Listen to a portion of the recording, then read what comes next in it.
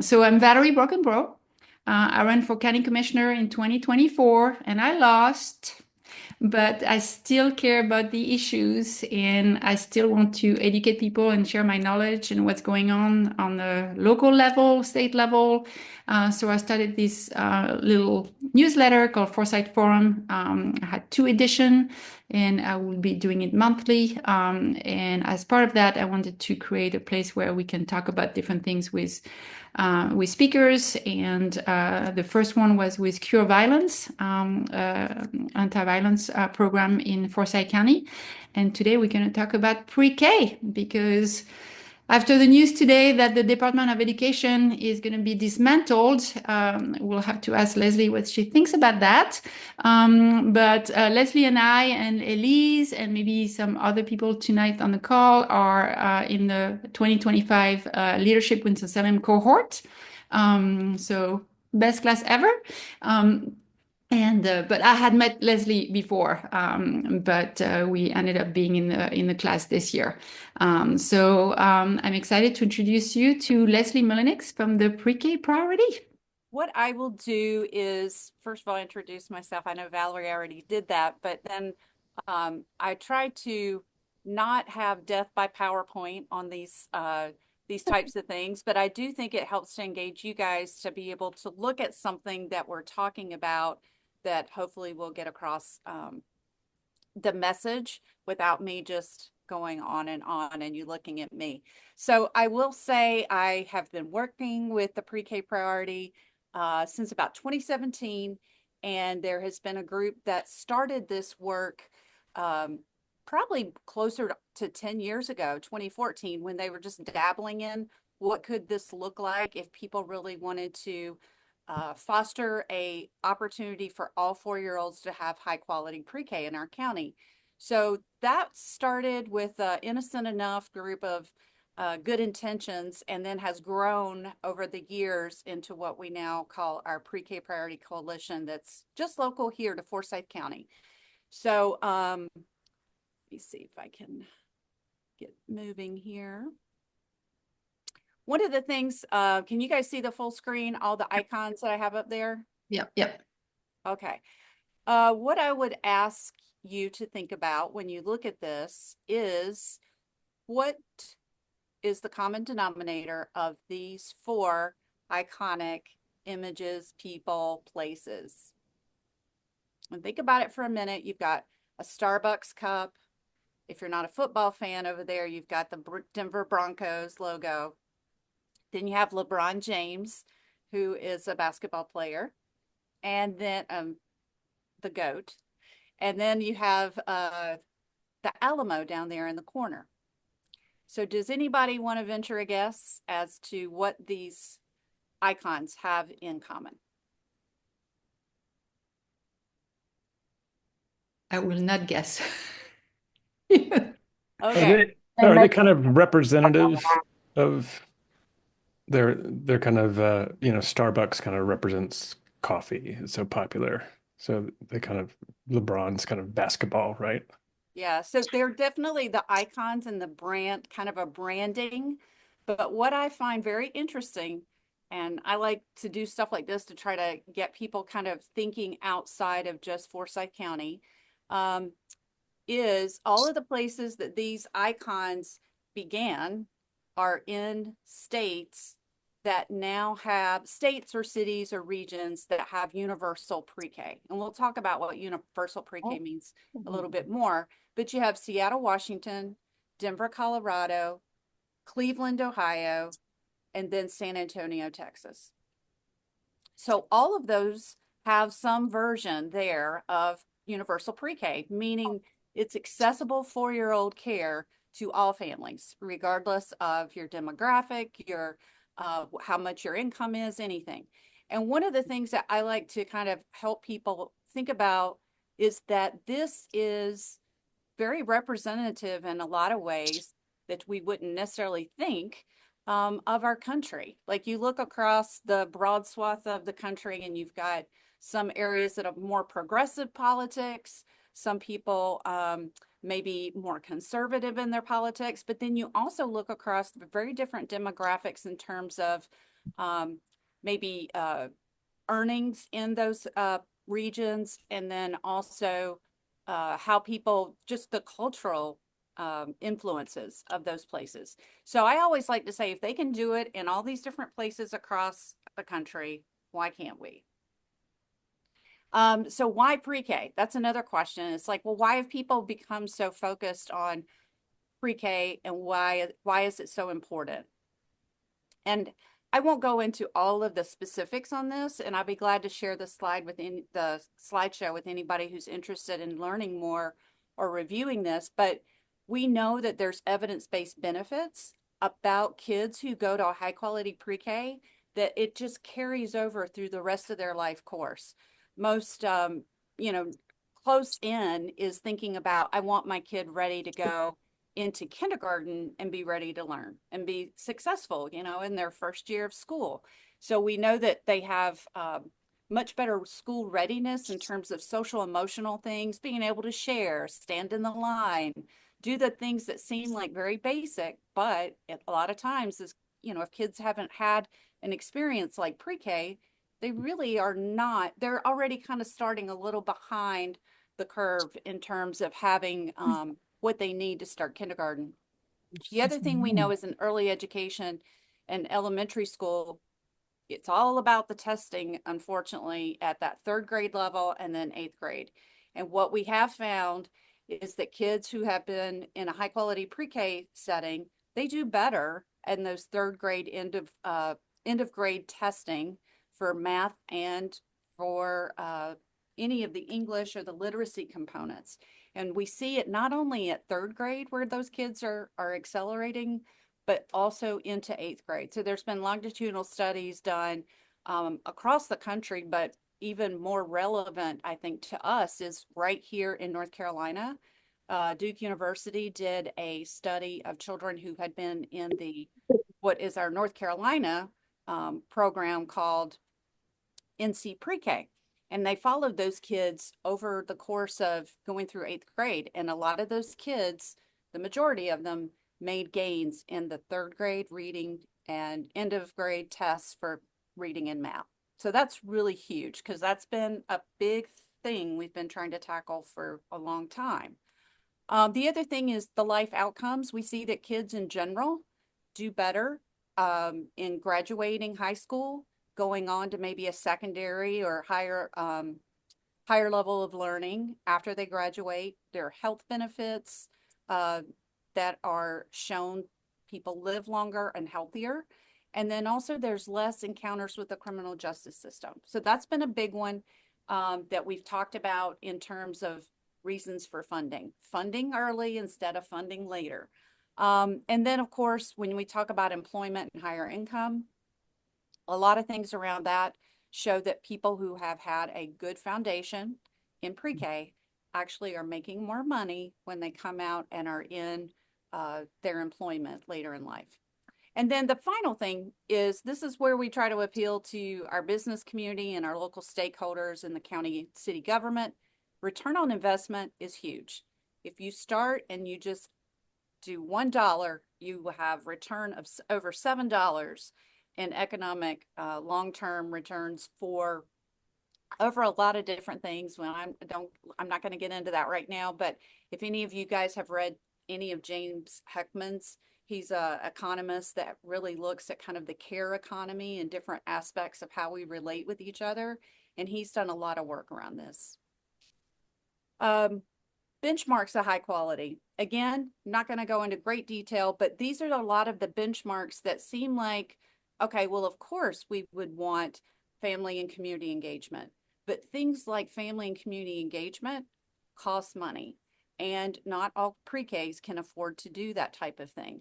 So there are aspects of these that we know are very important to be considered high quality, because if you're just putting your child in a place to have them looked after or cared for 8 hours, of course that's important, but you're not going to expect high returns on some of the things that we know, if you put the resources there, really come to bear if you put the money in with the high quality.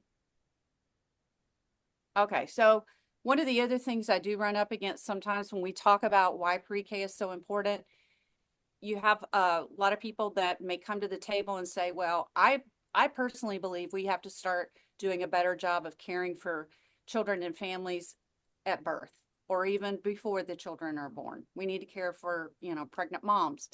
But what we have decided as a group is you can't tackle everything at once. Just like you guys, and you were talking about at IEF have prioritized certain things. What we looked at was we already have a great foundation of how we do pre-K here locally. We have a diverse system that includes some different versions of pre-K, and I'll talk about that in a minute. But we want to really focus in and keep our try to avoid the mission creep, the scope creep, and really stay with 4-year-olds until we can get that where it needs to be. And then we can work to try to do more for the earlier years. But we do have a really well-established 4-year-old system that we're trying to build on. Okay, our local landscape. We in Forsyth County, this is a kind of a doozy a lot of times for people when they first look at it. We weren't doing a very good job as of 2021 in funding any kind of local dollars towards pre-K. And Leslie, when you talk about local dollars, you talk about county dollars? Yes, that would be local county funding. There had been some city funding, but it was really more towards helping a couple of childcare centers get established downtown. So we really didn't attribute that to pre-K specific. When we talk about who is doing that in our state, you can see the other counties that are there that are also considered, urban counties. Of course, some of those are a little bigger or a lot bigger in Mecklenburg's case than us. But these are the ones that, when you talk about the top counties doing business in the state, you look at these and you look at where they have been able to invest specifically in pre-K. And some of them are doing even more money than this because they're doing what is more of the birth to third grade continuum. And so they've already put more money in this. But I tried to just break out here. What we've done is tried to break out specifically to pre-K for 4-year-olds. So up until 2021, Forsyth County had not been putting any money in from a government perspective. And you can see clearly Mecklenburg County is the largest, and all of these numbers have continued to go up since then. Yeah.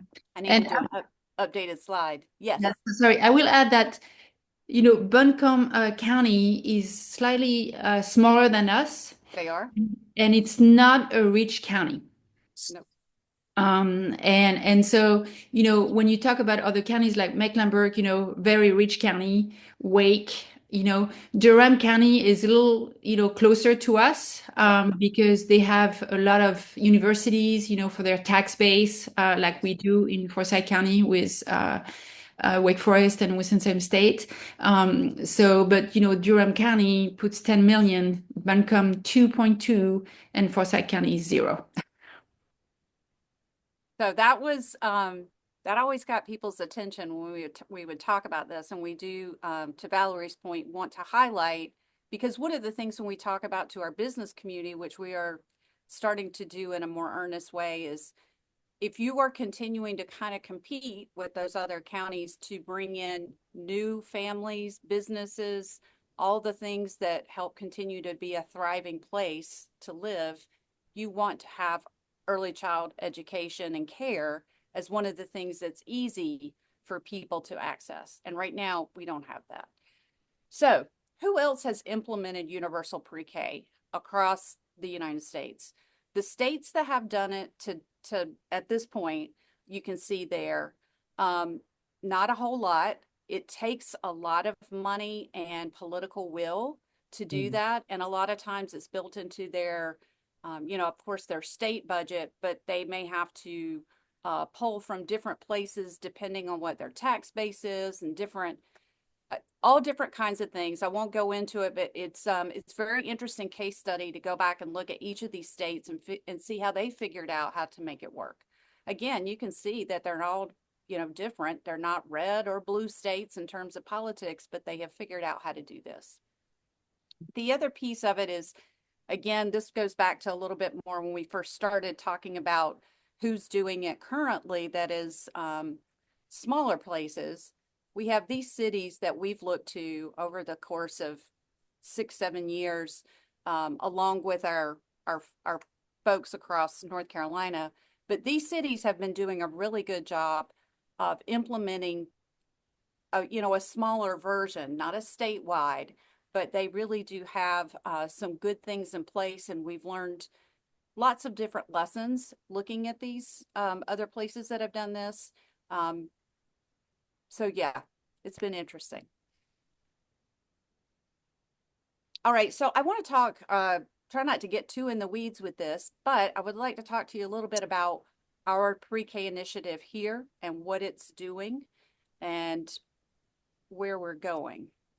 Our Hey, mission. Leslie, Yes. I know we're gonna have a question after, but Janice is asking, when you say available, do you also mean that pre-K is mandatory or no? Most of the time, it's never mandatory, correct? Yeah, it's always choice-based. So, and also I think one of the things I'll need to clarify is to say, across the board, kind of like when we talk about what universal access means, typically when we say somebody has universal access, they're enrolling at around 70% of children. They're open to all of the children who want to enroll, but about 70% is when you're considered, okay, you're at universal access and availability. Great, thank you. Yep, good question, but no mandatory, all choice. And we'll get to that a little bit more in a minute too, about choice here and how we see our county hopefully being able to continue to offer a good amount of choices. The mission and the vision here, it's kind of like I've been talking about throughout. It's the vision is so that all 4-year-olds and their families would have the opportunity to enroll in an affordable, high quality, and accessible pre-K program. And there would be a choice of programs. What we do is a coalition, and I'll talk a little bit more about in terms of the coalition. We are not an established 501c3. We are not taking in funds and money to make this happen. What we are is a coalition of various stakeholders that, like I said, came together about 10 years ago and started talking about this, and that has continued to grow. And so our mission is all of these different stakeholders believe in educating, engaging, and trying to mobilize the general public to then secure the commitment of our civic leaders to hopefully establish a more high quality system of 4-year-old care here in our county. So after Family Services kind of started the convening of this group, we've blossomed in terms of getting more folks to the table and engaging more people to be a part of this. And I can't go without saying that this probably would never have made it as far as it has without the support of the Kate B. Reynolds Charitable Trust. They came alongside us in 2017 as they were already in the process of funding different groups in Forsyth County on their Great Expectations Initiative. Some of you guys may be familiar with that.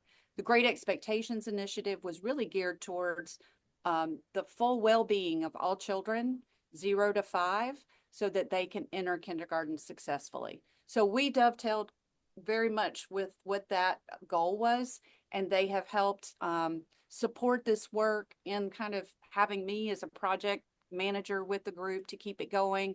And then you can see also here, I put the public education campaign. They really helped us with getting M Creative as our, well, we selected M Creative, which is a local agency that does communications and messaging and PR. And so they, like you can see my beautiful sign behind us, they've been great about partnering with us on messaging and getting the word out and engaging community to understand why pre-K is important. We also have worked with a local data and analytics firm, Forsyth Futures. Some of you guys may have heard of them. They've done a lot of work with nonprofits and asset-based coalition, different folks around the county, looking at Forsyth specifically in kind of the role of trying to be a thriving place to live and work. And then our grassroots support, we'll talk a little bit more about that, but we really needed to get more people at the table with their voice of experience in having to try to find pre-K. So we'll talk a little bit more about that in a second. So the affordable high quality pre-K, one of the things I was talking about is we already have a good kind of infrastructure started, and you can see there choice of programs is really important. We already have a lot of programs that are located in our Winston-Salem, Forsyth County schools. We have centers, or excuse me, Head Start centers. Head Start is a federally funded program for families who are at the income level about 100% of poverty. So those are some of the families with the largest barriers to getting high quality pre-K. And we have about 700 seats for children in Head Start.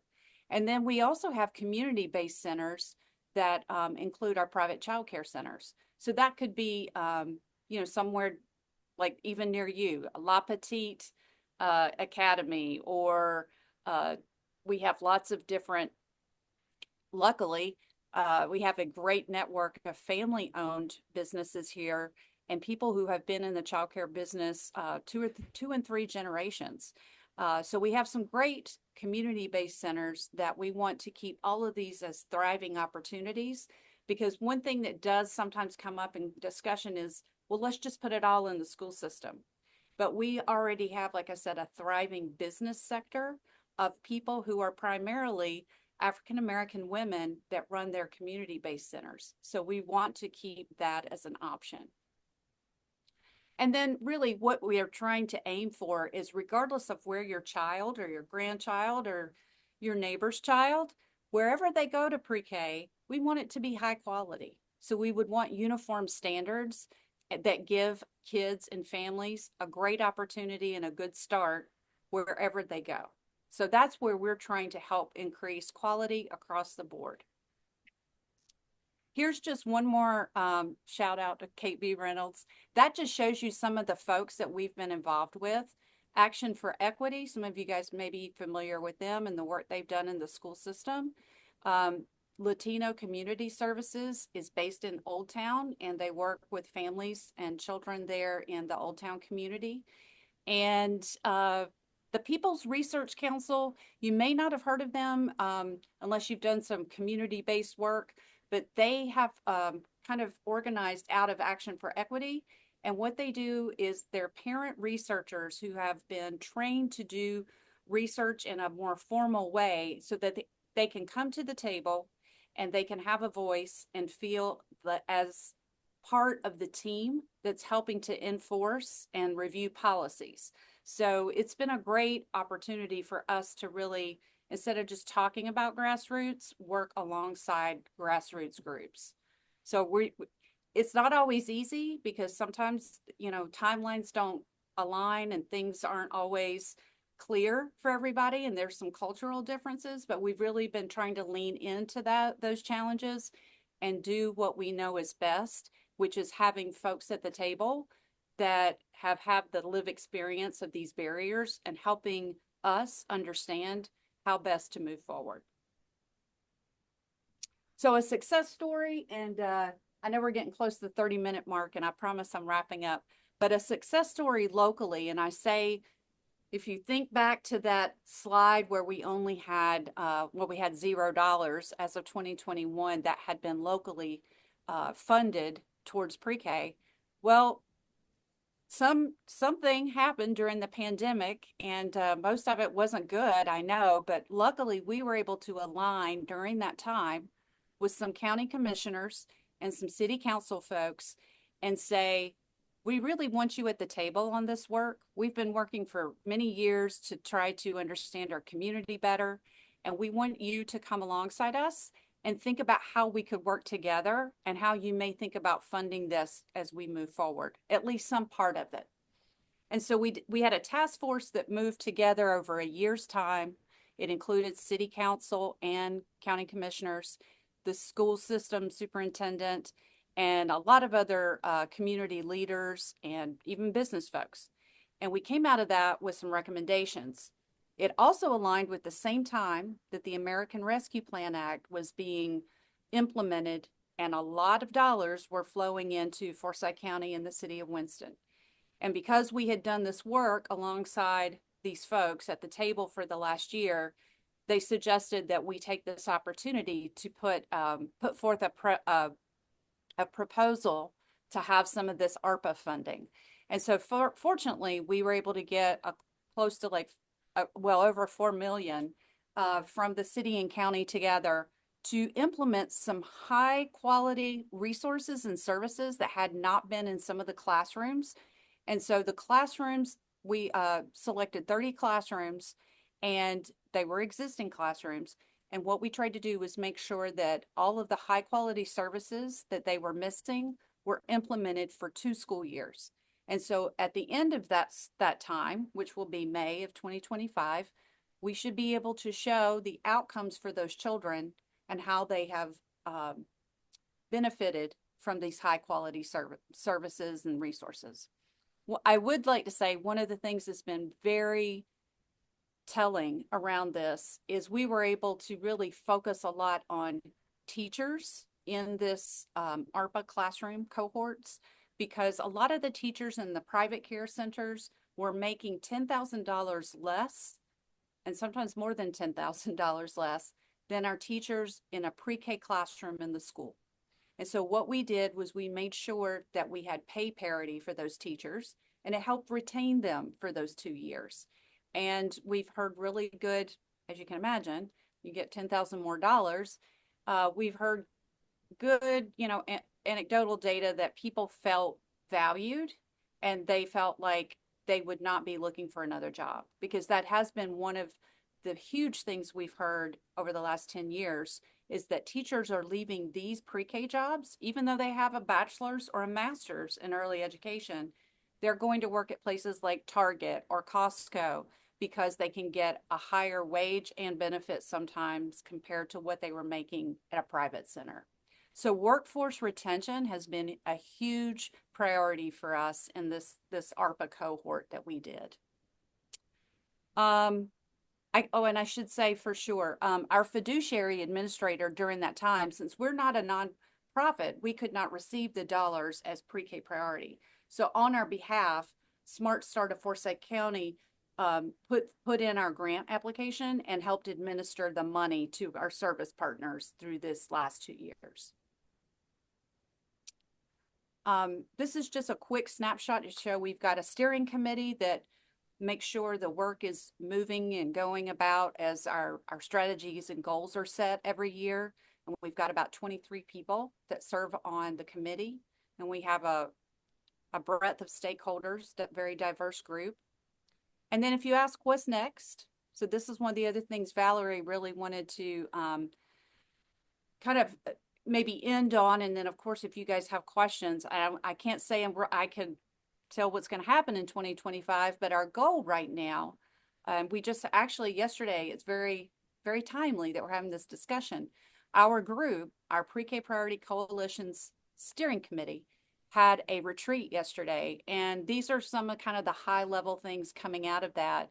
We really want to continue to have an external facing focus on our messaging to the general public, which is great because I'm getting to talk to you guys today. And we want to engage more parents and families to be involved in the work. So we've got a group that's really going to have to focus in on how we do that in a better way, a more intentional way. Secondly, we're working on creating an advocacy strategy. We've had one, but we're having to shift like everybody else because we really want to look at sustainable local and state funding. We know that that could change. Our local funding, like I said, the ARPA funds go away in May of 2025. So we'll have to go back to the county, to the city to ask about how we can continue to partner. And then the last one is, and this is one we've all been thinking about a lot. We have to, if a coalition is going to stay relevant, we have to align our assets because we have a lot of assets, separately. But we have to align those to maximize the strength during this time of uncertainty so that we can really go after more public funding and try to secure what we need in order to keep this moving. And that's not going to be easy because lots of people are vying now for funding, and a lot of funding's being cut. I will say a positive thing here as we end. Governor Stein recently, just last week, announced that he has members secured for his task force for childcare and early ed. So I have highlighted there based on the three major components of what that would be going after. Of And we're really course. excited because it does align with what we're doing. And we hope that Governor Stein will get some momentum and traction with the rest of the General Assembly. Because again, it's very, there have been funds directed at the state and the local, the state level and the federal level towards publicly funded pre-K, but it's only ever been able to provide about 20 to 30% of the funds that are actually, 20 to 30%, of the folks that are eligible for those funds are receiving them. So there's a long wait list, if you will, in terms of what that state and federal funding can currently supply. So we still have a big, long way ahead of us, but we do like to remind people, and this is our tagline, that the future is four. The future is 4 years old because these are the kids that are going to be, and we know as we get older, it doesn't take long, but for these 4-year-olds or 24-year-olds, and they're going to be entering the workforce and doing lots of different things to hopefully help take care of us. So we do like to end on that positive note and a bunch of cute kids. And I really appreciate you guys listening. I hope you're all still awake, and I'd love to answer any questions if you have any. Thank you, Leslie. That was awesome. Does anybody have questions? Well, I always have something I want. Yeah. We're going to have Jen go first. Go Okay. A couple of questions. One is, do you have in looking ahead, especially in these uncertain times, are your goals to sustain what you have right now, or are your goals to expand what you're in terms of opening additional pre-K sites? What are you looking at right now? That's a good question, and it's a complicated one because I think there's a couple of different ways you can talk about it. So the ARPA funding, which was the high quality services for those 30 classrooms, that goes away. What we're trying to do is look at the outcomes and find out which things that we implemented had the better outcomes. What were the most important, and then learning from that what we want to propose for the next round of funding for the county. Some things I'll just be honest with you, some of the things were a lot harder than we thought they would be to implement. And some of the things did not get the outcomes that we had anticipated. So some of those things will be changing. So we have an evaluation firm that's they're from Charlotte, and they're kind of steeped in the early ed field. So they're doing a full evaluation. And once we get that, we're going to try to look at what we should do and what we should try to maybe improve upon in terms of our county ask for November.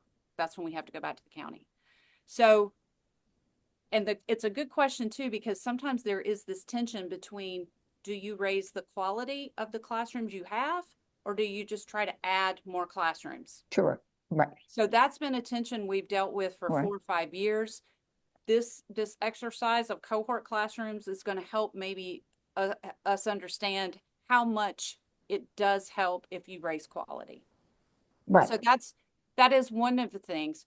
At the state and federal level, we have been pushing for, I know Smart Start, because they do the NC Pre-K program, they've been pushing for the last couple of years to get additional dollars for additional seats. The General Assembly is the one who decides on that money.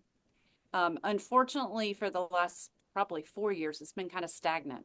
There have not been really any addition in the funding, so the amount of seats have stayed pretty much the same. I think at this point, again, depending on politics and how the administration moves, it's anybody's guess how that may work. There has also been a big push, and this is within the government at the state level. So that at DCDEE or Department of Human Services, they have been working to try to increase the reimbursement level of the vouchers that you get if you go to DSS and get a child care voucher. So families who may have low income can go and get a child care voucher for their child, usually 0 to 5 years old. And right now, our reimbursement rate to the child care provider is very low, considering if you were comparing us to Greensboro or, well, Greensboro in particular, because they're right next door. I mean, our reimbursement rate is significantly less. And what that does is it drives down interest in people wanting to open a childcare center here because they're not reimbursed very well with vouchers. And then for private pay, of course, I don't know how I say, of course, it's unfortunately for families, it's incredibly expensive just to pay out of pocket.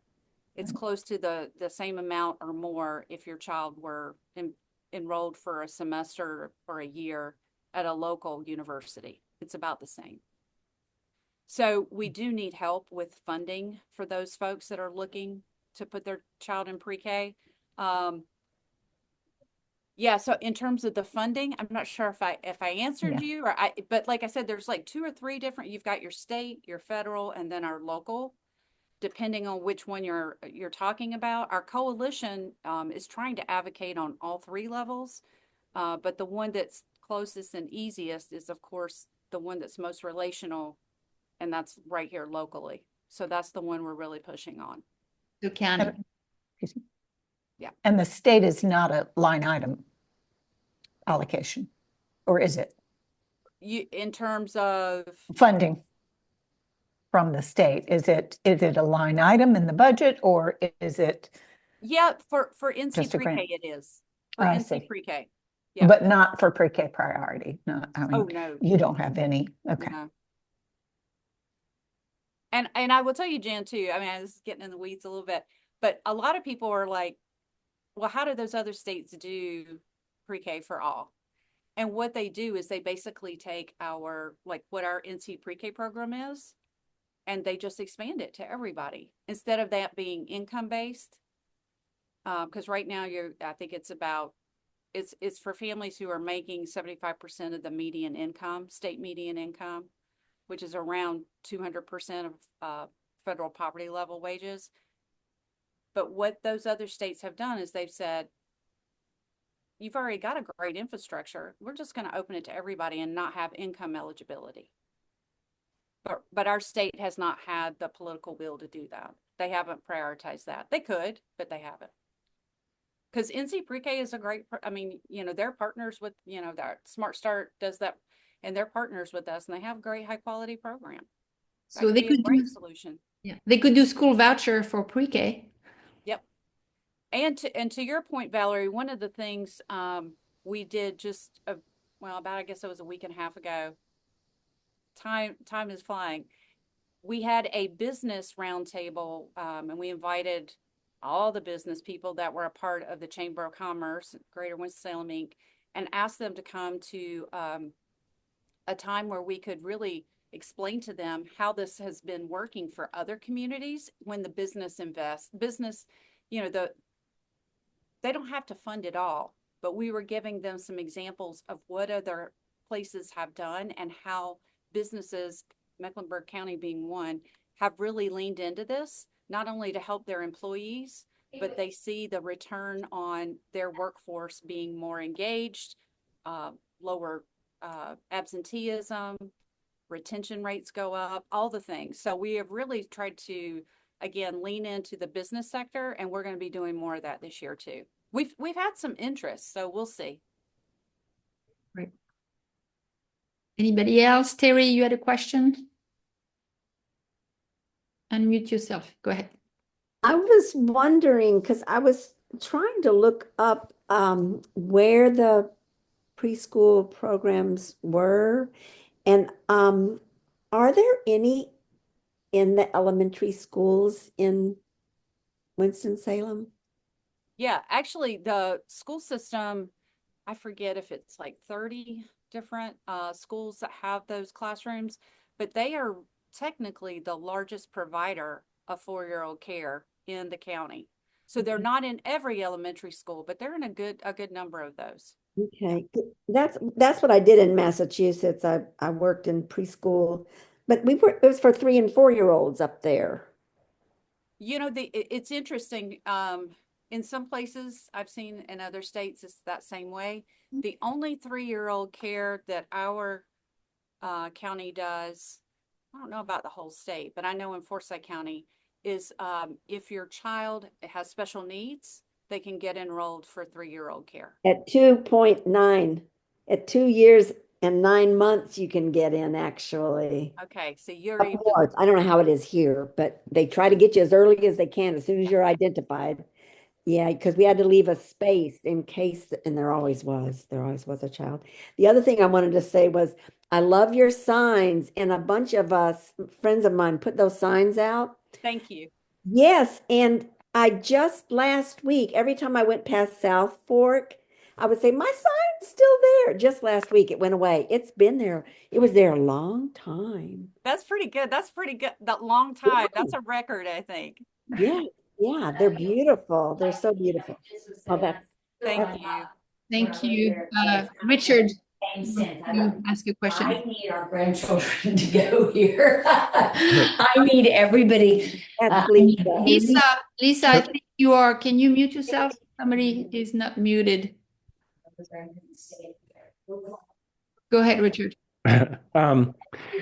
So, the data is compelling about the, how beneficial these programs are. I was wondering if getting to that slide that you showed, how, different quality indicators, do these success the data include, like with cities like these other wraparound services need to be part of it to get those kind of outcomes? And is that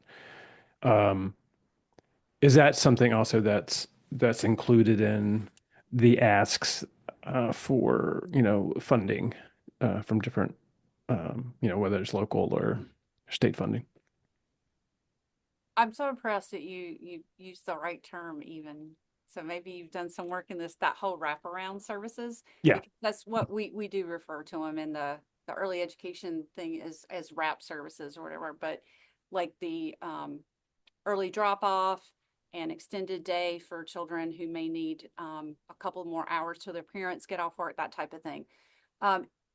I think that's a very good question and a point in terms of defining whether or not that's included with high quality. A lot of times, if you look at the benchmarks, it's not necessarily included. But what we have found in talking with lots of parents, that we did a feasibility study back in 2019 with Forsyth Futures. And that was one of the things that came up is for parents, a lot of times they would consider maybe putting a child in a pre-K program, especially if they had some better accessibility and affordability. But they said a lot of times it was down to, I don't have the wraparound care opportunity with a family friend or neighbor, or I can't pay for it. And also some barriers around transportation. So some of those WRAP services definitely, I think, are going to be tied to outcomes. Although it's not on our benchmark, like I said, for a high quality program, what we have found in one of our work groups was that is a root cause barrier for so many people who tend not to enroll their children. So I think we are going to have to do a little bit more digging into the data locally to figure out how to kind of get around that or find ways to prepare people or give them options for thinking about wraparound services. We did, one of our work groups tried to delve into, there's Child Care Resource Center locally. They have a really robust database help families look for wraparound services. They just kind of upgraded that database. And that was one of the things we were trying to figure out, like a single port of entry for people that are online trying to find wraparound resources. Like, how can you do that? That's another thing on the data. Like a one-stop center kind of. Yeah, like a central data hub where folks could go to find these things, because it is very disparate and it's all spread out and it's trying to navigate so many different systems. So it's a puzzle for parents and families to put together. So that's a very long answer, but I think it's a great point you make, because we have found that is a key barrier for some people to enroll. I can see it too being an objection maybe from lawmakers that it's not just about, providing funding for centers, right? Then you're opening up this can of worms. Yeah. Whatever, from a negative viewpoint. But it also could be an opportunity if there's existing programs that, wraparound services or social services that could be already part of it and defray some of the costs. I don't know. It's good to know what the landscape is, and what's really needed. And I think that's part of the strength of a coalition and what we've been trying to do is bring more people into that. So, for instance, the campaign for grade level reading, I'm not sure how familiar you may be with that, but that's local. And being in the space with all those folks from birth up through, higher ed has given us some opportunities to connect in some ways that we hadn't thought about with some of the folks that are doing those wrap services. So we've had some opportunities to connect with new people that may be able to help us think about that a new way. I think, again, it's trying to align the assets we have, like you said, and figure out ways to work together, because, it's that same adage I think so many people have in any kind of human services sector. It's like we're siloed a lot of times because we've just been doing what we know how to do with what we have. And so trying to break outside of our unit can be difficult. And then, of course, just to be, again, very transparent, we have found this over and over, they enter into that turf politics, funding politics, a lot of different dynamics that you think, oh, well, we're all going on the same road, on the same path. But people have a tendency to, also want to have their job next week. And if they feel like they can't do the work and also be in a coalition, sometimes we find we have to part ways. So that's been a thing too with leader turnover. Yeah. Leaders that had been huge in this and sometimes retire or leave the role that they're in, and we kind of have to start over with some of our big partners. Thank you. Yeah, thank you. Yeah, one of the things that I think the messaging has been great, but one thing that I think, especially in the last couple of days, looking at the Winston-Salem Journal in the last couple of days, I think it's really important to shout out what constitutes quality pre-K. And yeah, I mean, the first thing I did was, is Citrus Garden one of the pre-K priority schools? And, so I think that when the public in general sees pre-K, there's no difference in their mind. A pre-K is a pre-K. And so that is an important piece of letting them know that there is a huge difference between creating a quality pre-K and and Jan, I appreciate you bringing that up, because it is very close, not only timing wise, but in our backyard. And at our retreat yesterday, one of the folks brought that up, and Robin Payne, who is the new pre-K director at the school system, was in our retreat. And she just stepped into that role in January. So, she's working to do the best she can with what's going on there. But she had to step away several times. But it wasn't lost on any of us, I'll say. And one of the things that we have found, again, in that study, when we talked to parents, was one of their top priorities is always safety and nurturing environment. Yeah. And so it goes without saying, I think we just feel like, oh, well, if you're taking care of children, that those are, but you do have to be very clear about that is a benchmark that we need to meet. Oh, you muted, Jen. But it's also, I mean, it's a job. It's not babysitting, you know. Absolutely. I think a lot of people think that, pre-K and even sometimes in elementary school, oh, it's just babysitting kids and they don't respect teachers. They don't respect pre-K, teacher because they're so important. And I don't think people realize the value that they bring to society. And their salary reflects that. Yeah. Because they underpaid. Regarding funding, since you're losing ARPA funding, have you been sitting down with Chantel and about funding for next year? Is that something that they say that they can probably do, they can't already? I mean, is there any like nuggets of information you can share with us, with the county?